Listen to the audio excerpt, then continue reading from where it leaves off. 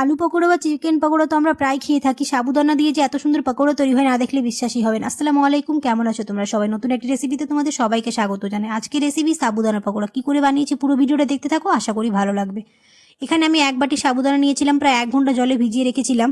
খুব ভালো করে জল ঝরিয়ে নিয়েছি, একটা বাটির মধ্যে নিয়ে নিলাম। এবার দিয়ে দিব হচ্ছে আলু সেদ্ধ। এখানে আমি একটা বড় সাইজের আলু সেদ্ধ করেছি, সেটাই দিয়ে দিলাম। আর 2টো কাঁচা লঙ্কা, একটু ধনে পাতা, 1 চা চামচ আদা রসুন বাটা, 1/2 চা চামচ কাশ্মীরি মরিচের গুঁড়ো, 1/2 চা চামচ কাঁচা জিরে গুঁড়ো, 1/2 চা চামচ ভাজা জিরে গুঁড়ো, 1/2 চা চামচ হলুদ গুঁড়ো, একটু শুকনো লঙ্কা গুঁড়ো, একটু ধনে গুঁড়ো, পরিমাণ মতো নুন, 1/2 চা চামচ গোটা জিরে আর চিলি ফ্লেক্স 1/2 চা চামচ, একটু জোয়ান দিয়েছি, দিয়ে খুব ভালো করে মিক্স করে নেব।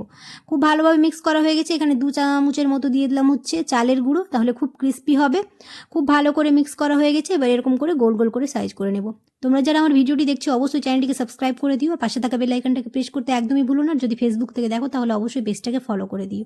তো অনেকে অনেক রকমভাবে পকোড়া খেয়ে থাকে, ইভিনিং স্ন্যাক্সে একবার এরকম করে সাবুদানার পকোড়া বানিয়ে দেখবে, দেখবে খুব ভালো হবে খেতে। ছোটো থেকে বড় সবাই খুব পছন্দ করবে। এরকম করে সবগুলো বানানো হয়ে গেছে।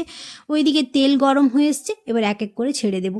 তোমরা অবশ্যই এরকম করে ট্রাই করে দেখবে। অনেক সময় আমরা ইভিনিং স্ন্যাক্সে চা বা কফির সাথে কী খাবো ভাবি, তো একবার খুব সহজে এরকম করে বানিয়ে দেখবে, দেখবে সবাই খুব পছন্দ করবে।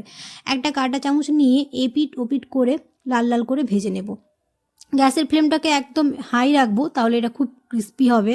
অনেকেই আছো ভিডিও দেখে চলে যাচ্ছ, সাবস্ক্রাইব করো না, অবশ্যই সাবস্ক্রাইব করে দিও। আর ফ্রেন্ডস আর ফ্যামিলির সাথে বেশি বেশি করে ভিডিওটা শেয়ার করে দিও। এরকম খুব ভালো করে ভেজে নেব। ভাজার সময় এতটা লোভনীয় লাগছে যে কী বলবো, দেখতেই পাচ্ছ কতটা লোভনীয় লাগছে। তো অবশ্যই তোমরা এরকম করে ট্রাই করে দেখবে। যারা আমার ভিডিও দেখে ট্রাই করে দেখবে অবশ্যই আমাকে কমেন্টে জানাবে কেমন হয়েছে। আর দেখতেই পাচ্ছ সাবুদানা দিয়ে যে এত সুন্দর পকোড়া তৈরি হয়, না করলে বিশ্বাসই করতে পারবে না। তো অবশ্যই তোমরা ট্রাই করে দেখবে। তো হয়ে গেছে সবগুলো ভাজা, এবার তুলে নেব। চলো তাহলে ভিডিওটা আজ আমি এখানেই শেষ করছি। কেমন হয়েছে রেসিপিটা তোমরা অবশ্যই কমেন্টে জানিও। আর যদি ভালো লেগে থাকে তাহলে অবশ্যই একটা লাইক করে দিও। দেখা হবে খুব শীঘ্রই পরে একটা নতুন রেসিপিতে। সবাই খুব ভালো থাকবে, সুস্থ থাকবে, সাবধানে থাকবে। আল্লাহ হাফেজ।